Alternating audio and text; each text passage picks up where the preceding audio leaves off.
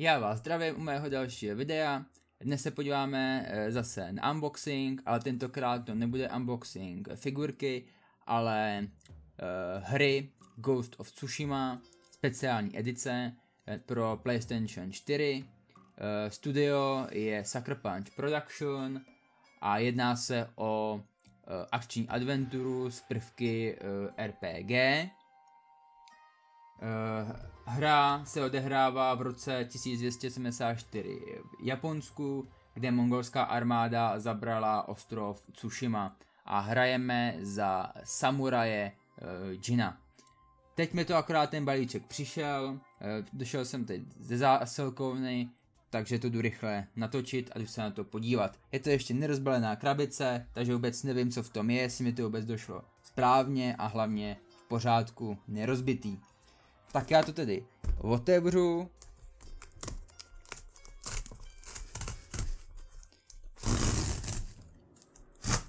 Jinak, tady ta speciální edice stála kolem 2000 a teď už momentálně si myslím, že už se nedá sehnat, že se to fakt muselo předobjednat, aby vám to tady došlo.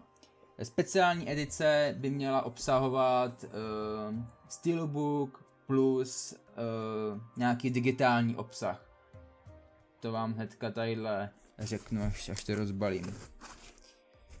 Tak, samozřejmě, když to je předobjednávka, tak mě k tomu přišly i nějaký bonusové věci ze shopu. Konkrétně já jsem to objednával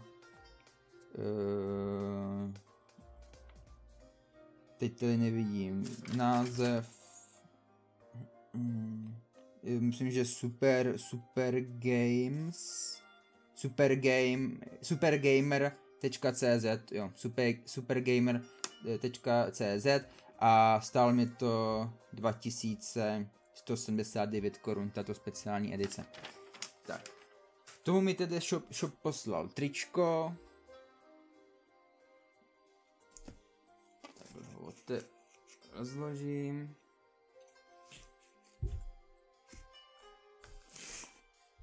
Takhle vlastně znaky s PlayStationem a znak ty hry Ghost of Tsushima.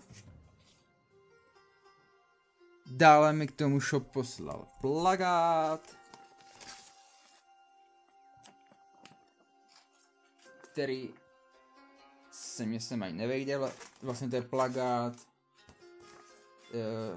s hlavním hrdinou. Tak. No ale hlavně to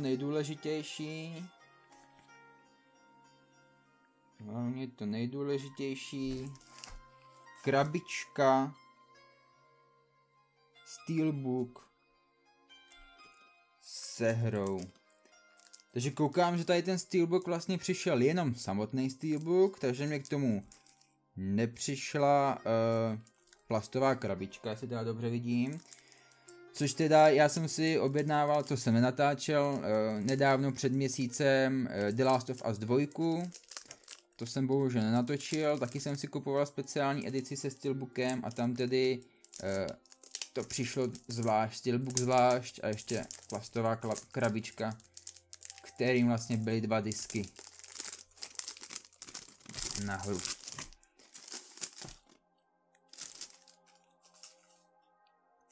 Tak jo. Tak takhle vlastně vidíme tedy steelbook ze zadu, znak Sucker Punch a vepředu zase vlastně vidíme toho hlavního hrdinu a název hry Ghost of Tsushima.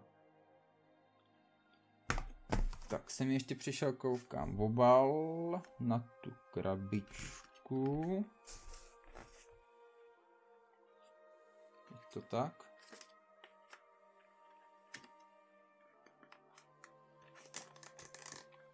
Která teda se tam nevejde, takže to netuším, k čemu toto je, ale je to prostě asi taky. Nějaká sběratelská asi záležitost. Tak ještě ukážu.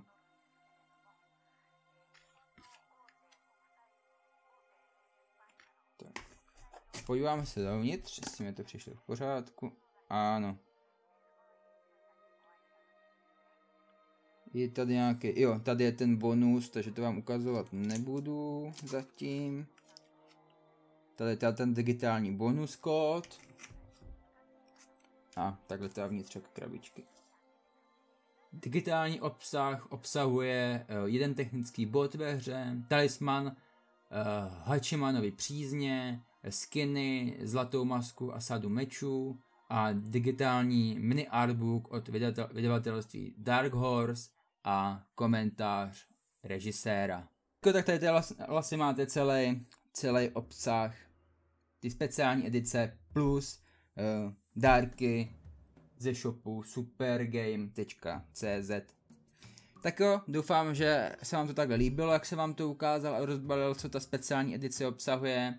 A my se uvidíme u dalšího videa příště. Tak jo, mějte se a čau.